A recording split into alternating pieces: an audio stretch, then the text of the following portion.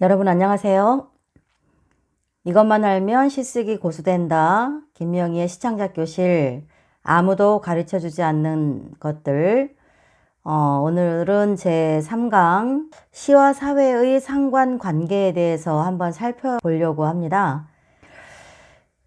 아름다운 시가 세상에 많으면 어떤 일들이 있을까요? 제가 늘 말씀드렸듯이 시는 선하다 그랬죠. 식물성이라 그랬어요. 그리고 어떤 나쁜 것을 권장하지 않죠. 그렇기 때문에 범죄가 감소되겠죠. 아름다운 시가 세상에 많을수록에 범죄율이 감소가 될 테고, 그 다음에 여러분들이 시를 읽다 보면 예를 들어서 다양한 소재들을 시가 다루잖아요. 가족, 그리움, 부모님 사랑, 또는 꿈, 추억, 이별, 아픔, 질병, 삶과 죽음, 다양한 것들을 다루죠. 예를 들어서 가족의 소중함을 노래한 시를 많이 읽은 사람은 어떨까요? 가족이 얼마나 중요한지 굉장히 뼛속 깊이 각인되는 그런 기회가 많아지겠죠. 노출이 많이 되겠죠. 또 반면에 청소년을 위로하는 시를 많이 읽은 청소년들이라면 어떨까요? 꿈을 갖는 거나 어떤 자기의 목표를 향해서 달려가는 거나 친구들을 이해하면서 다가가는 거나 그런 성장기의 그 시간들이 아무래도 다른 일반적으로 시에서 멀리 좀 메마르고 건조하게 성장기를 거치는 친구들보다 훨씬 촉촉하고 내면의 유기적 관계가 발전이 아마 굉장히 골고루 될 거예요. 그죠?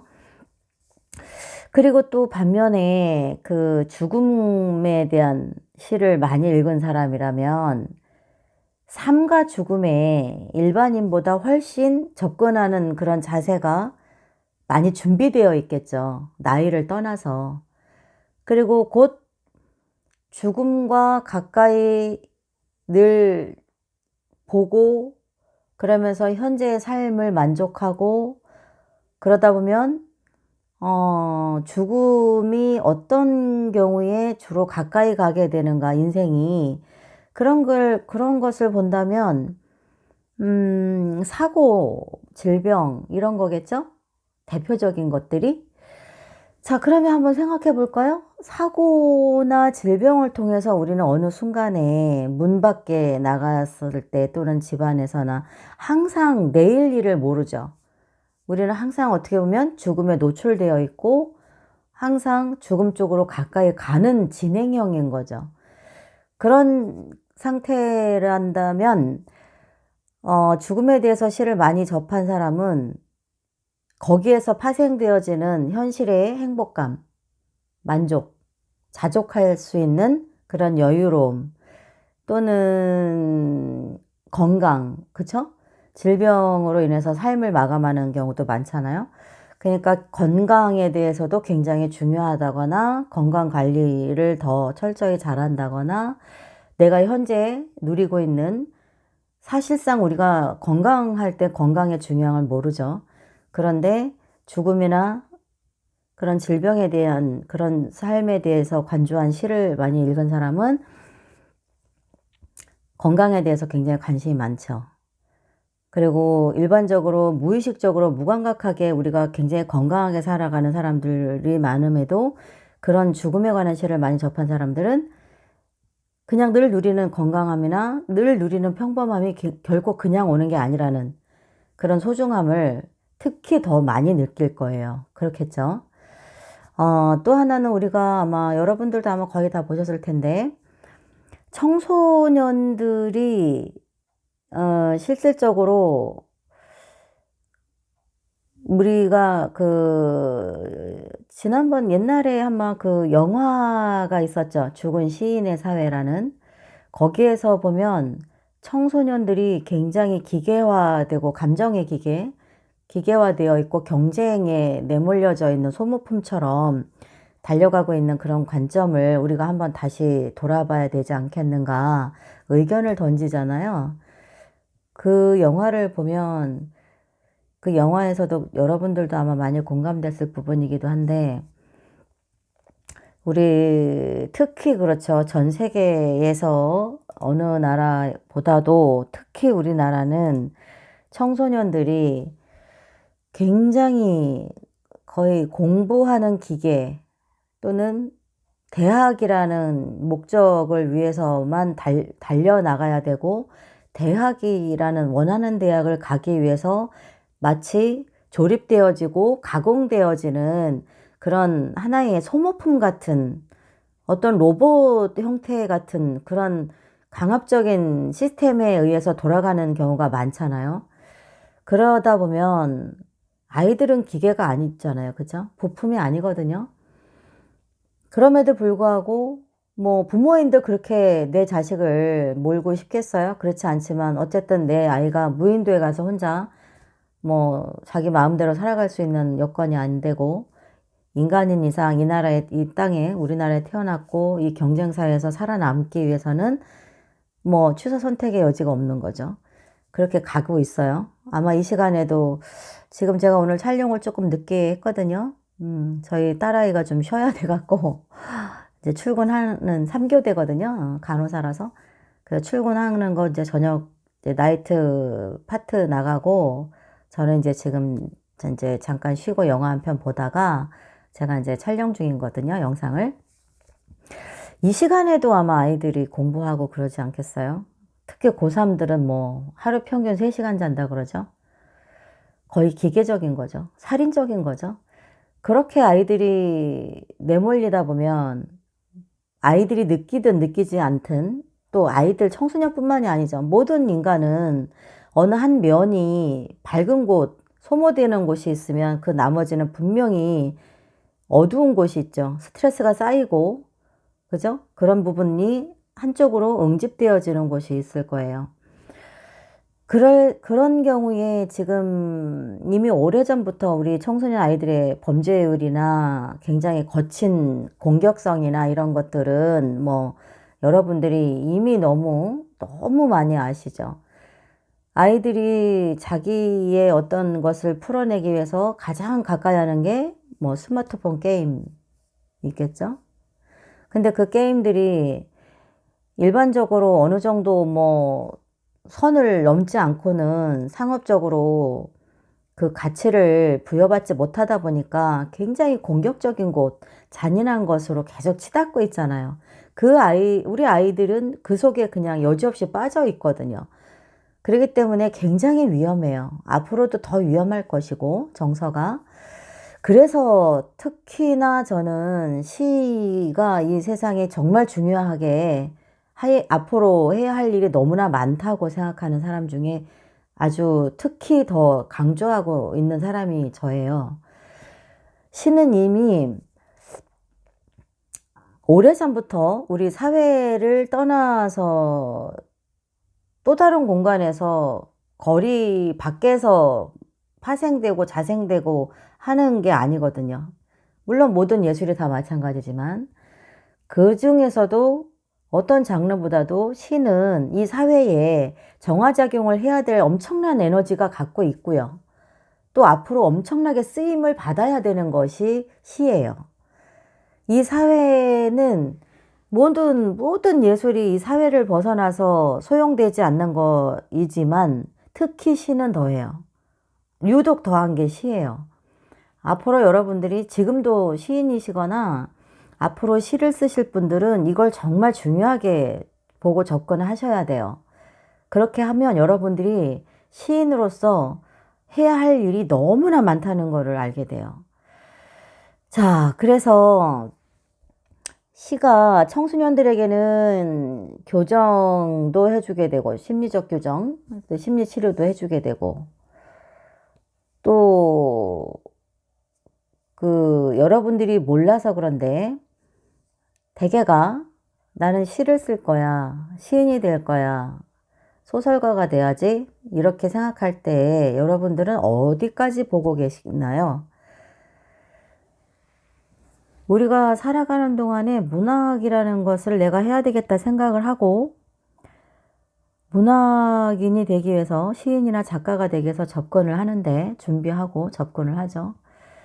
그런데 여러분들이 단순하게 내 이름 석자 걸고 책을 내고 싶다거나 그냥 내가 마음속에서 계속 그 샘솟는 어떤 감성을 활자화해서 세상에 내놓고 누군가와 공유하고 싶다거나 또는 어딘가에서 문예지에서 청탁이 들어와서 내 작품을 발표할 기회를 얻는다거나 또는 그쪽으로 해서 굉장히 많이 운도 따라주고 여러 가지로 좋은 조건을 만나서 뭐 사회적으로 유명한 예술가, 문인이 된다거나 거기까지인가요? 여러분이 꿈꾸는 여러분 머릿속에서 그리고 있는 여러분의 문학인의 그 어떤 한 자화상은 어떤 걸 그리고 계신가요? 이번에 제가 오늘 3강 시와 사회의 상관관계를 영상을 찍는 이유가 있어요. 물론 모든 것이 다 강의 차수가 다 중요하지만 특히 오늘 이 강의는 문학을 하고 계시거나 문학을 하고 싶어서 준비하시는 분들은 정말 잘 들으셔야 됩니다. 끝까지 들으세요. 이런 얘기를 여러분들에게 해줄 수 있는 곳이 없어요. 제가 영상을 찍는 것은 여러분에게 해줄 얘기가 너무 많기 때문이에요. 근데 실질적으로 어디에서도 이런 얘기를 들을 기회가 없을 겁니다. 제가 직접 겪고 보고 느끼면서 제가 다 접하면서 깨달은 것을 제가 여러분들에게 알려드리려고 하는 거거든요. 자, 문학 활동을 하게 되면 일반적으로 여러분들이 알고 있는 1차적인 문학 활동이 다가 아니에요. 정말 중요한 거예요. 이 사회는 문학이 특히 시가 쓰이는 곳, 쓰여야 할 곳이 굉장히 많습니다. 더군다나 외국 같은 경우는 이미 시가 임상에 쓰인 지가 오래되었어요. 제가 알기로 굉장히 오래됐는데 제가 알기로 한 5, 60년 전부터 외국은 굉장히 활성화되어 있는 걸로 제가 알고 있거든요. 우리나라는 조금 늦었죠. 그런데 우리나라도 지금 많이 쓰이고 있습니다. 서서히. 많이 쓰이는 분야가 의료계고 그 중에서도 정신건강학 쪽이라든가 심리학, 정신심리학 쪽이라든가 그 요양원 또는 치매 환자, 우울증 환자, 불면증 환자 어때요? 굉장히 많죠. 사실상 제가 지금 잠깐 꼽은 게 대여섯 가지인데요. 대여섯 가지인데 이 대여섯 가지가 여러분이 들어볼 때 어떠세요? 현대인들이 가장 많이 남모르게 질환을 앓고 있는 것의 대표적인 것들이 다 들어갔어요. 굉장히 중요하죠? 모르셨죠? 놀라셨을걸요? 시가 그런 데 쓰인다는 거예요. 쓰이고 있어요. 그리고 한 예로 제가 얼마 전에 몇 달 됐죠? 횟수로는 작년이지만 제가 시치료 특강을 해봤어요. 4차시까지 했거든요. 시치료 특강을 4차시까지 제가 처음으로 해봤습니다. 처음으로 해봤는데 인천문화재단 이제 후원을 받아서 제가 서담갤러리에서 했습니다. 인천 중구의 서담갤러리. 거기서 했는데 거기에 이제 수강을 신청을 해서 오신 분들이 굉장히 연령층이나 이런 직업군이나 경제적인 층이 다양했어요. 그리고 놀란 것은 일반적으로 우리가 볼 때 굉장히 사회적 지위가 아주 낮지 않은 분들, 중급 이상인 분들인데 오셨어요. 근데 우리가 인생을 살다 보면 정신적으로 내면의 병을 앓는다거나 심리적으로 힘든 어떤 응어리를 품고 산다는 것은 어떤 지위 고하 나이 많고 적음을 떠나서 다 있죠. 누구나 있어요. 누구나가 있을 수밖에 없죠. 왜? 생각하고 살아가는 사람이잖아요. 그렇기 때문에 이 세상이 모두가 우리가 원하는 대로 돌아가지 않기 때문에 하다못해 부모 자식 간에도 그 몸속에서 나온 부모 자식 간에도 갈등이 있잖아요. 아픔이 있고 오해가 있고 그죠? 분란이 있고 그렇기 때문에 인간은 태어나서부터 무덤에 갈 때까지 누구나가 다 크거나 작거나 정신의 어떤 하나의 아픔을 앓는다는 거죠. 제가 시치료 특강을 4차시까지 했을 때 맨 처음에는 이제 처음 오셨으니까 다 서먹서먹해요. 서먹서먹해서 저도 실험적이었어요. 저도 이제 임상학적으로 많이 쓰인다는 거는 알고 있었지만 시치료 특강을 제가 직접 해보고 싶었거든요. 어떤 영양이 얼마나 나오는지.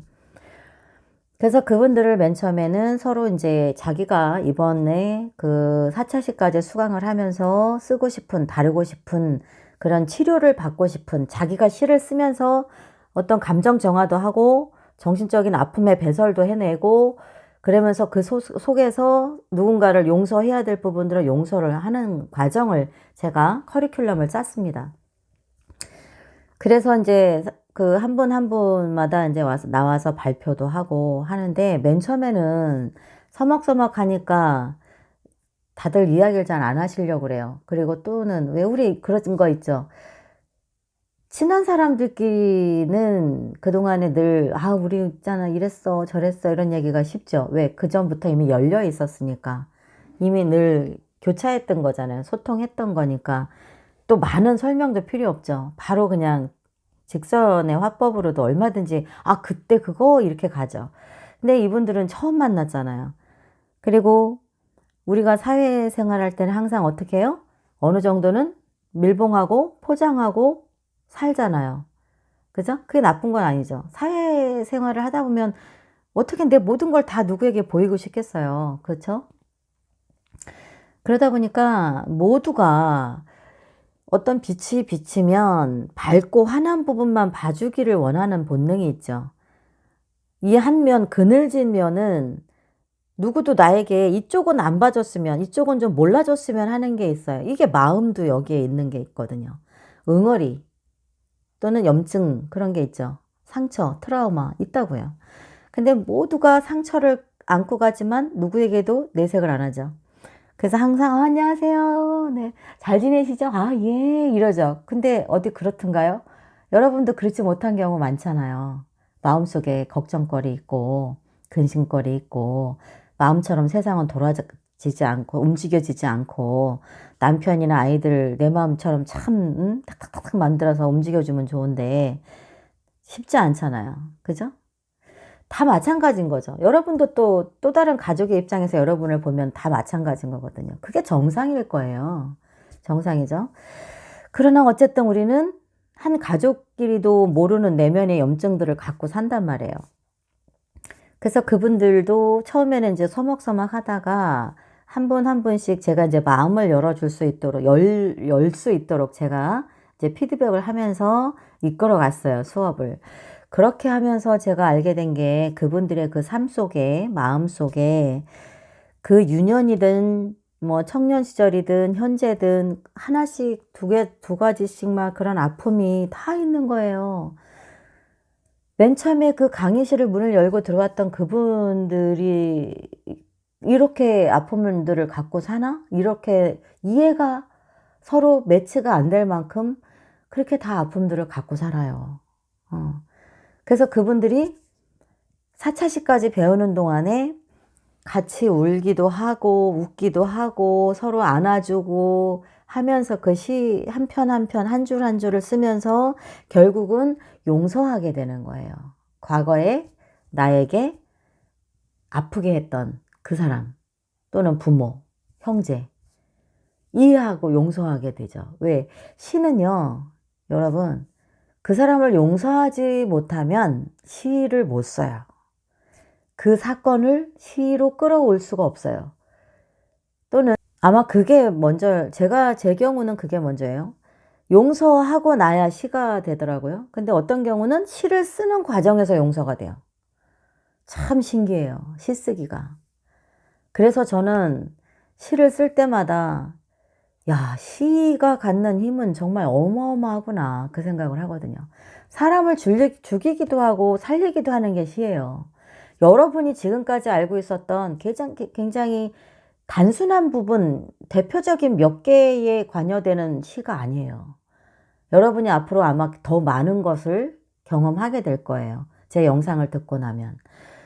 그래서 제가 4차 시까지 시치료 특강을 하면서 야, 시인이 앞으로 사회에 쓰일 곳이 정말 엄청나게 많겠구나.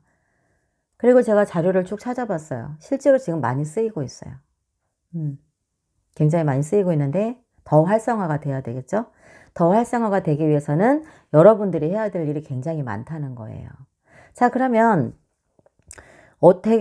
제가 아까 몇 가지를 짚었죠? 요양원, 치매 환자, 심리적인 치료, 심리치료, 정신학과, 정신과, 불면증, 우울증, 과거 어떤 트라우마 속에서 헤어나오지 못해서 종종 느끼는 자살 충동. 그런 곳에서도 그것을 끄집어내고 스스로가 거기 안에서 화해를 하는 과정을 만들어주는 게 시쓰기거든요. 그리고 또 굉장히 중요한 곳이 있어요. 교정교육에도 시가 많이 쓰입니다. 아시죠? 교도소 이렇게 죄수자들. 그 수감자들도 한면으로 보면 가해자인데 한면으로 보면 그들 역시 치료가 필요한 사람들이죠. 그런 사건을 저지를 수 있는 것은 어느 순간에 그냥 이유 없이 나오지 않아요. 그들 역시 잠재적으로 이미 누군가에게 또는 어떤 환경에 침해를 받고 공격을 받고 상처를 받은 사람들이 그렇게 가해자가 되는 거죠. 그렇기 때문에 그 교정교육 과정에서도 시치료나 시를 쓰기를 권유하면서 굉장히 많이 그들이 교화된다는 거죠. 그런 거는 뭐 이미 많이 정착되어 있어요. 여러분들은 아실 거예요. 그래서 제가 여러분들에게 당부하고 싶은 것은 뭐냐면 시를 쓰시거나 시를 배우셨거나 시인이 되실 분들 또는 시인이신 분들도 이 영상을 듣고 계실 거예요. 여러분들은 지금처럼 그동안에 여러분들이 보아왔던 것처럼 1차적으로 문학 활동하는 그런 꿈을 갖고 시인이 되지 마셨으면 좋겠어요. 그것은 너무 소극적인 문학인인 거예요. 적극적인 문학인이 되어야 돼요. 제가 시를 쓰고 가르치면서 느껴보니까 한 번 이 세상에 태어난다면 시인은 정말 한 번 돼야 되지 않겠나. 내가 시인이 된 것이 너무나 다행이다. 또 너무 멋진 일이었다는 생각을 많이 해요. 여러분은 앞으로 지금 고령화 사회죠? 할 일이 굉장히 많다는 거에 그것도 또 포함돼요. 고령화 사회. 여러분들은 앞으로 소극적인 문학인이 되지 마시길 바랍니다. 제가 당부드릴게요. 여러분들은 적극적으로 문학을 하세요. 그냥 나 혼자 좋아서 시 쓰고 책 내고 어디 원고 청탁이라도 좀 들어오면 너무 기쁘게 내고 이걸로 그칠 거면 안 돼요. 그거는 100가지 시가 발생돼서 시가 이 사회에 인간의 마음에 끼치는 에너지의 숫자가 100이라면 그 소극적인 문학 활동은 1도 아니에요. 1도. 그만큼 시를 여러분들이 제대로 쓰고 누릴 수 있고 누군가를 지도할 수 있으면 할 일이 엄청나게 많아요. 사람을 죽이고 살리고 하는 거라니까요. 그래서 왜 그러잖아요. 내 인생을 바꾼 시. 이런 말이 왜 나오겠어요? 그냥 나오는 게 아니죠. 여러분들이 쓰는 시가 누군가에게는 인생을 바꾸는 거예요. 죽음에서 끌어낼 수도 있고요. 가해자나 어떤 범죄자, 악마가 되기 직전에서 그를 구원할 수도 있어요. 영혼을. 얼마나 중요해요, 그러면. 여러분들은 앞으로 플랜을 짜세요. 내가 시를 가지고 이 사회에서 어떤 방향에서 내가 영향을 끼칠 것인가. 그런데 이제 이런 건 있죠. 누가 불러줘야지 가죠. 그런 생각 들죠. 도대체 어디로 가서 뭘 어떻게 하라는 거예요? 제가 알려드리려고 이거 하잖아요. 영상 찍는 거잖아요. 여러분들이 커리큘럼을 짜요. 시치료에 대해서 커리큘럼을 짜는데 너무 길게 짜지 마세요. 처음이니까. 3차 시 정도나 5차 시. 그 사이가 좋아요. 그렇게 해서 그 시치료 특강을 여러분들이 기획안을 짜는 거예요. 몇 차 시, 몇 차 시, 몇 차 시, 1차 시는 어떻게, 2차 시는 어떻게, 3차 시에서 이 커리큘럼, 이 프로그램을 가지고 귀사의 단체에 내가 어떠한 강의를 하기를 원한다. 이 강의를 했을 때에 얻어지는 결과, 효과 또는 어떤 수학 그런 것은 이러이러한 것이 예상된다. 그래서 여러분들이 그런 커리큘럼을 짜서 그 단체가 마치 여러분의 그 커리큘럼, 그 수업 패턴, 시치료에 대한 프로그램을 놓치면 뭔가 큰일 날 것 같은 그런 욕심이 나도록 한번 기획을 짜는 거죠. 그리고 이거 있어요. 이 현재 도서관이나 평생학습관이나 교정교육 교도소나 요양원이나 정신과나 뭐 심리치료 센터나 청소년 상담소나 또는 뭐가 있죠? 우울증이나 뭐 자살衝動 그런 건 다 정신이나 심리 계열로 가니까 그런 쪽에서 또는 그런 프로그램을 필요로 하는 그 단체들이 굉장히 많은데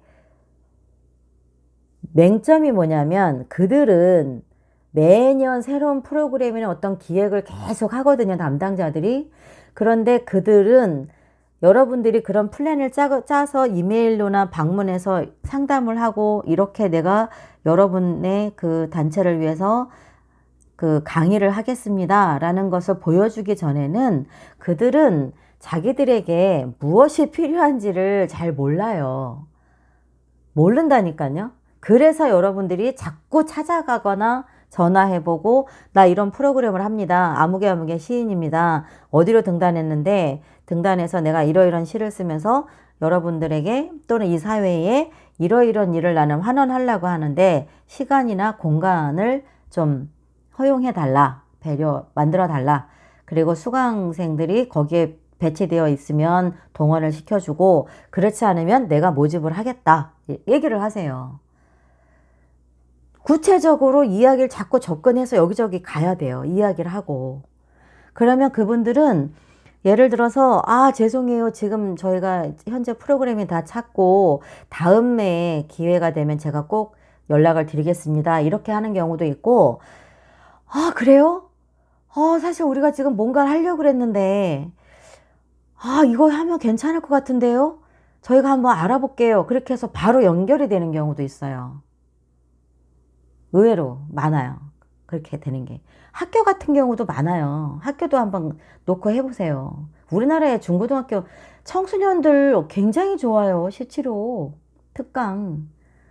여러분들이 할 게 굉장히 많다니까요. 대학교, 뭐 중학교, 고등학교 찾아가는 문학 수업 그런 거 많거든요. 여러분들이 계속 만드셔야 돼요. 제가 파워포인트 할 줄 몰랐어요. 저 이메일 파일 첨부할 줄도 몰랐어요. 제가 지금도 물론 컴맹이지만 지금은 제가 작가들 중에도 뒤지지 않아요. 컴퓨터 다루는 능력이. 근데 어디 가서 제가 배웠나요? 아니에요. 지금 제가 이 PPT 창을 하나를 띄워놓은 게 있는데 제 노트북에는 PPT로 소설 특강, 수필 특강, 시 특강 다 있거든요. 40회씩 40회짜리 프로그램이 세트로 다 들어가 있어요. 이거를 다 제가 만든 거예요.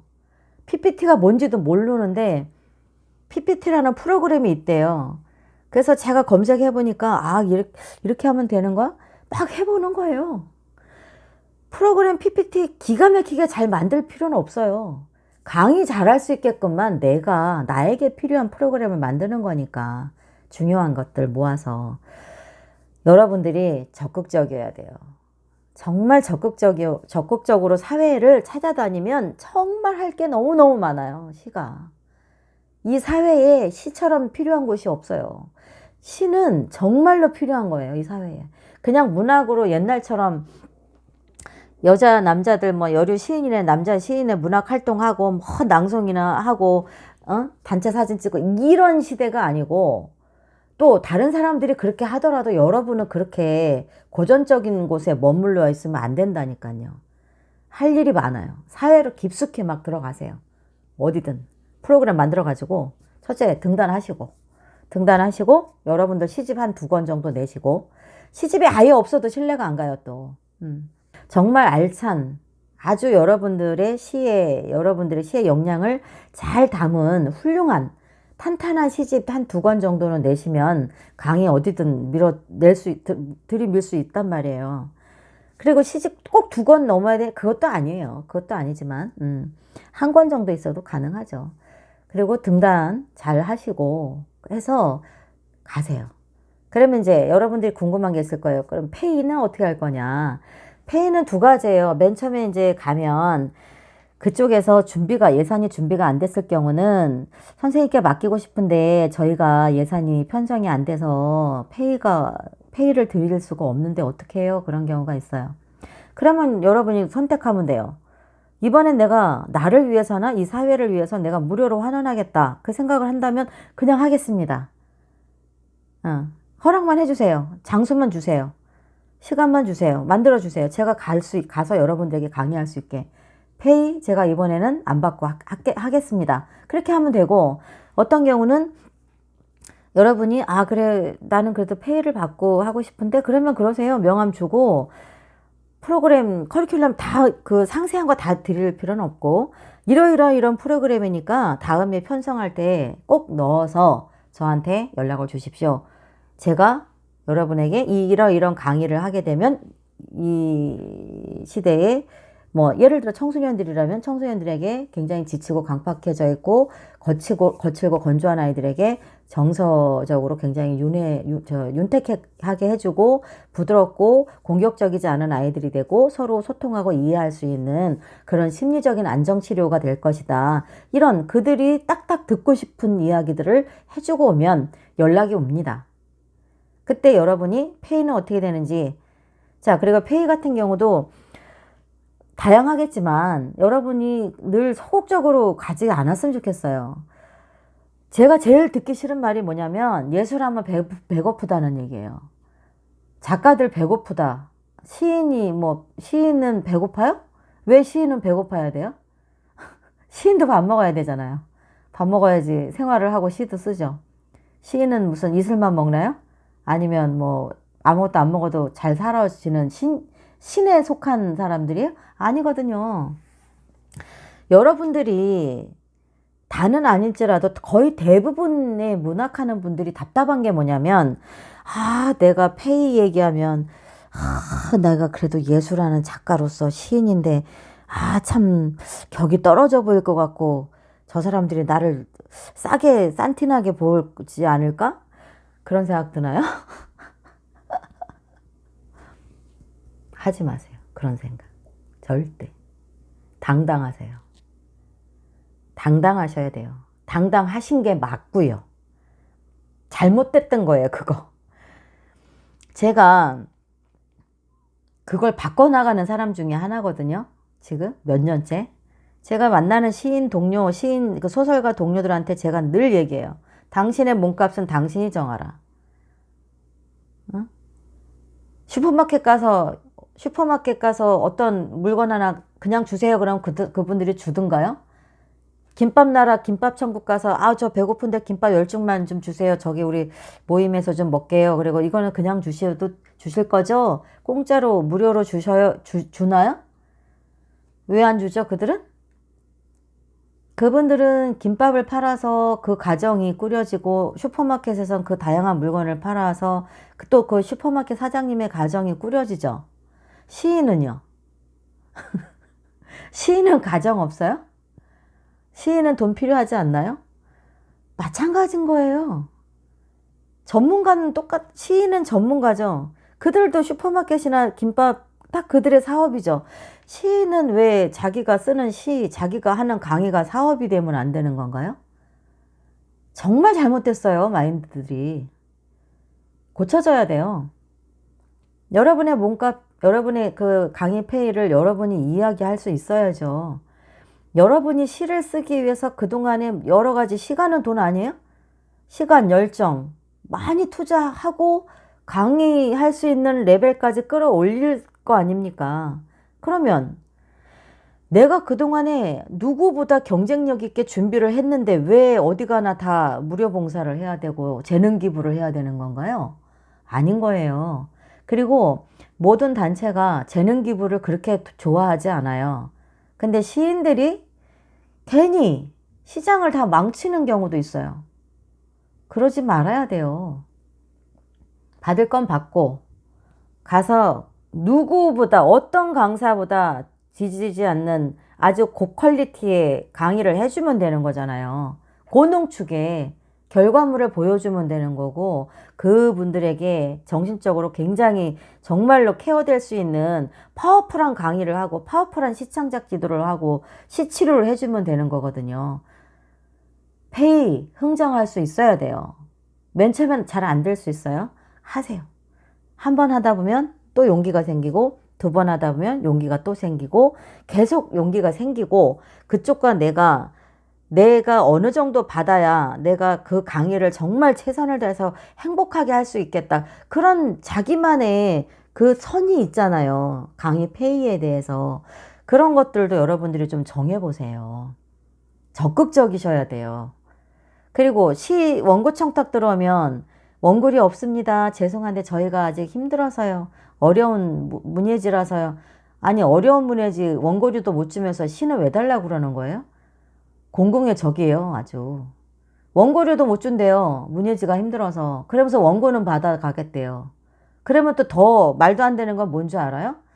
야, 나한테 원고를 달라 그러니 얼마나 고마워요. 뭐 절하면서 줄라 그래. 왜 그래요? 왜? 원고료도 안 주는데 여러분들 작품이 그렇게 싸구려예요? 헐값이에요? 막 그렇게 퍼날라줘도 될 만큼 아무것도 아닌 거예요? 아니잖아요. 지금까지 그랬다면 앞으로는 그러지 마세요. 여러분들 이름 걸고 쓴 작품인데 여러분들 작품이 필요하다? 그러면 거기에 마땅한 대가를 지불하고 가져가야 되는 거죠. 더구나 문예지에 종사한다는 사람들이 여러분들의 피 같은 정신을 쪼개서 만들어서 건축해낸 그 작품들을 가져가겠다고요? 왜 줘요, 거기다가? 여러분들이 주는 것은 암묵적 공범인 거예요. 시인들이 다 배고프기 위해서 그쪽으로 가면 되겠어요? 안 되는 거잖아요. 하지 마세요, 이제는. 지금까지 하셨어도. 앞으로는 힘들더라도 원고 청탁 들어오면 원고료 얼마 주시나요? 많이 못 주더라도 최소한 얼마라도 주고 원고 청탁을 하는 데만 거래를 하시고, 어떤 경우든 원고 청탁 들어왔는데 원고료가 죄송하지만 없습니다. 저희가 문예지가 힘들어서. 그러면 정중히 거절하세요. 정중히. 죄송합니다, 선생님. 제가 정말 열심히 쓴 작품이라서 최소한의 소정의 고려는 받고 집을 받고 제가 드리기를 원합니다. 다음에 기회되면 연락을 주십시오. 이렇게 거절하세요. 그렇게 거절도 하는 문화가 하나 둘 셋 넷 해서 늘어나서 100명 1000명 돼야지, 이 문학계에서도 특히 소설이나 수필은 더 하진 않아요. 특히 시가 고려 안 주고 가져가는 거가 너무 흔하고 당연한 걸로 알고 있고, 시인들은 자기 원고료 값도 얘기도 못하고 그냥 벙어리, 꿀먹은 벙어리처럼 다 그냥 자기 작품 공짜로 뺏기고, 물론 발표지면 얻는 거 좋아요. 자, 그럼 발표지면 얻는 거 여러분이 그거 아니면 할 곳이 없어요? 블로그든 페이스북이든 카카오스토리든 여러분도 홍보할 곳 무지무지 많아요. 굉장히 많아요. 거기에 그렇게 목매지 마요. 문예지에. 원고료 안 주는 문예지? 그거 왜 이렇게 목매? 하지 마세요. 당당하게. 여러분 작품 그렇게 아무한테나 다 줘도 될 만큼 아무것도 아닌 거 아니잖아요. 아끼셔요. 여러분들의 레벨은 여러분들이 만드는 것이고, 여러분들의 작품도 여러분들이 만드는 거예요. 가치를. 아셨죠? 명심하셔야 돼요, 이거는. 자, 오늘은 이렇게, 제가 좀 말이 길었나요? 제가 그런 쪽에서 이야기를 많이 하고 다닙니다. 원고료 안 주는데 작품 주지 마세요. 왜 줍니까? 그리고 여러분들이 그러면 저를 어떻게 알려요? 그렇게 안 알리면 알릴 데가 없는데, 페이스북 열심히 하시고, 인스타 하시고, 블로그 하시고, 뭐 카페 가서도 활동하시고, 페이스북 하시고, 카카오스토리 다 얘기했죠, 제가? 네. 그런 데만 열심히 해도 오히려 제자들이 늘죠, 제자들이. 저 좀 시 좀 가르쳐 주세요. 제자들이 늘어요. 그러니까 여러분들이 좀 할 말 좀 하고 사세요, 제발. 제 페이가 얼마인가요? 얼마입니다. 아, 제가 생각하는데 좀 아쉬운데요. 얼마까지 더 주시면 안 되겠습니까? 이야기 하세요, 제발. 전 이야기 다 해요. 흥정합니다. 학교 특강 가도 그렇고 다 흥정합니다. 저는 밀당하고. 저 처음부터 그랬을까요? 자꾸 연습하는 거예요. 연습해야지요. 연습하고 할 때마다 계속 저도 제 레벨을 올리기 위해서 최선을 다하고, 강의 이왕 한번 하는 거 딱 강의하러 가면 최선을 다해서 해서 거기서 소문나고 또 다른 데서 불러서 제가 갈 수 있도록 그렇게 준비를 합니다. 그런데 처음엔 저도 못했을 거 아니에요. 어버버버 하고. 누구나 그래요. 여러분들도 그래도 괜찮아요. 자신 있게 하세요. 자신 있게 하세요. 자신 있게 하시고, 원고리 안 주는데 원고 그냥 고맙다 그러면서 주지 마시고, 청탁 들어와도 최소한이라도 받는 연습을 하셔야 돼요. 그리고 커리큘럼 알차게 짜서 여러 가지 그런 기관, 학교 보내세요. 이메일로 보내도 되고, 전화해가지고 이러이런 프로그램을 제가 하고 싶은데 그쪽에서 어떻게 할 수 있는 기회가 없겠느냐. 전화 막 하세요. 여기저기. 그거 뭐 어려워요. 하시면 되죠. 시인이 되거나 문학인이 되면, 물론 뭐 다른 직업도 마찬가지겠지만, 특히 문학인이 되면 취미로 하시지 않으셨으면 좋겠어요.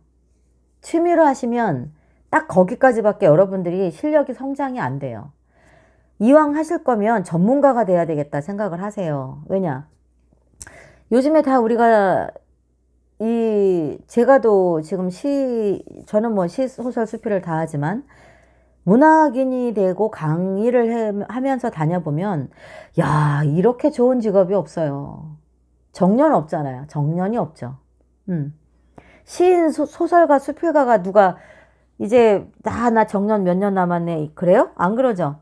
워드 칠 힘, 머리 생각할 힘, 걸어 다닐 힘 있으면 90이라도 할 수 있는 거예요. 끝내주는 직업이라니까요, 이게. 수입? 만만치 않게 들어와요. 물론 다 들어오진 않겠죠. 또 저보다 더 많이 버는 사람은 뭐 베스트셀러 작가들, 유명한 텔레비에 맨날 나오는 분들은 엄청난 몸값이 있겠죠. 그러면 저는요. 여러분 알다시피 저는 세상이 모르잖아요. 제가 누군지. 전 정말 무명이거든요. 무명이라도 저 적지 않게 벌어요. 어떻게 해서? 문학해서. 그리고 앞으로 플랜? 저 엄청나게 짜놓고 있어요, 지금. 누가 못하게 하는 거 아니잖아요. 내가 짜는데. 내가 짜면 되지. 작품 활동, 기획, 강의안. 여러분도 짜면 돼요. 궁금한 거 댓글로 막 달아놓으세요. 제가 답변 드릴게. 제가 아는 거는. 아셨죠? 할 게 진짜 많다니까요. 그러면 자, 됐잖아요. 영원히 정년퇴직 없어요. 출퇴근할 필요 없어요. 또. 이 시간에 저 영상 찍고 있잖아요. 내일 출근해야 되면 이 시간에 어떻게 영상을 찍겠어요. 못 찍지. 재택근무죠. 출강 어디 가는 거 아니면 집에서 재택근무예요. 아침 저녁 출퇴근 시달릴 필요 없어요. 상사 눈치 볼 필요 없어요. 정년퇴직할 필요 없어요. 페이 내가 조절하면 되죠. 이야기해서. 처음에 안 돼요? 처음부터는 안 되죠. 무료 특강도 하면서 밀고 들어가기 시작하면 페이 받는 강사가 된다니까요. 자, 그 다음 정년퇴직이 없다는 거는 반대로 무엇을 상징하냐면, 지금 여러분이 39살이든 58살이든 뭐 45살이든 문학을 내가 지금부터 하겠어. 저는 등단을 38에 했는데 한 10년 동안은 제가 문학 활동을 하나도 못했어요. 먹고 사느라고. 그땐 저도 이런 그 패턴을 몰랐고, 누가 얘기를 안 해주니까 또 몰랐고, 당장 현금이 필요했기 때문에 일을 다니고, 그러다 보니까 거의 문학 활동을 제가 10년을 거의 못했거든요. 그러면 48부터 시작했다고 칩시다. 그죠? 48? 거의 본격적으로 한 거가 제가 본격적으로 제대로 한번 시작을 해보자. 그렇게 한 10년 안팎이거든요. 그때 누가 얘기해 줬으면 준비를 했겠죠. 그러니까 여러분이 지금부터 나이가 몇이든 지금부터 여러분이 하나하나 쌓아가면 정년이 없다는 얘기는 곧 뭐냐면 계속 올라가요. 연봉이 내려가질 않아요. 어떤 기업이나 공장이나 회사 생활하면은 뭐 50대 중반이면 뭐 정년퇴직하면 딱 끝나죠. 그때부터는 다시 뭔가 새로운 걸 시작해야 되잖아요. 이건 아니죠. 계속 올라가요. 여러분 노하우나 프로필이 계속 넓어져요. 수입도 늘고 지명, 인지도가 올라가고 어제보다 오늘, 오늘보다 내일 여러분의 이름은 계속 알려질 수밖에 없는 패턴이잖아요. 어느 순간에 경력 단절이 되는 게 없다니까요. 그러면 보세요. 여러분이 지금 50세라고 쳤을 때, 자, 80세. 우리 요즘 뭐 평균 85세까지 다 문학인들 활동하니까. 자, 그럼 80세까지 칠게요. 50세에서 80, 앞으로 30년을 활동을 하셔야 돼요. 문학인으로.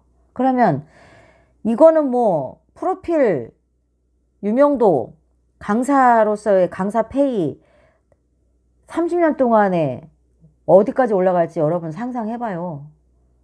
50살에 시작해도 30년을 활동을 한다고요. 그리고 출퇴근 시달릴 거 없고 너무 좋죠? 집에서 집안일 하면서 내 작품 활동하고 한 달에 몇 번 강의 있으면 강의 뛰고 너무 좋아요. 그래서 저는 제대로 배워서 멋지게 등단하고 작가로서 프로 작가로서 강의하면서 좀 뛰시라고 하고 싶어요. 해볼만 하니까. 비전 있습니다. 갈수록 더 많이 있어요. 제가 아는 건 다 알려드릴게요. 댓글에다 다 물어보세요. 아셨죠? 강의가 제가 오늘 말이 너무 길었네요. 그래서 오늘은 시와 사회의 상관관계는 어떻게 되어 있다? 너무너무 밀접하게 관계가 되어 있고 시는 사회 속에 들어가 있어요. 그 안에서 파생되고 같이 움직이고 영향을 끼쳐요. 그런데 아주 긴밀하게 영향을 끼치고 앞으로 사회가 발전할수록에 인간이 갖게 되는 그런 그늘이라든가 아픔, 상처, 트라우마 그런 것, 심리적 질환들, 정신적 질환, 심리적 질환들을 정화시켜주는 아주 없어서는 안 되는 상당히 중요한 것이 시다. 한번 따라해 보실래요? 시는 부작용이 없는 알약이다. 뭐라고요? 시는 부작용이 없는 알약이다. 아시겠죠?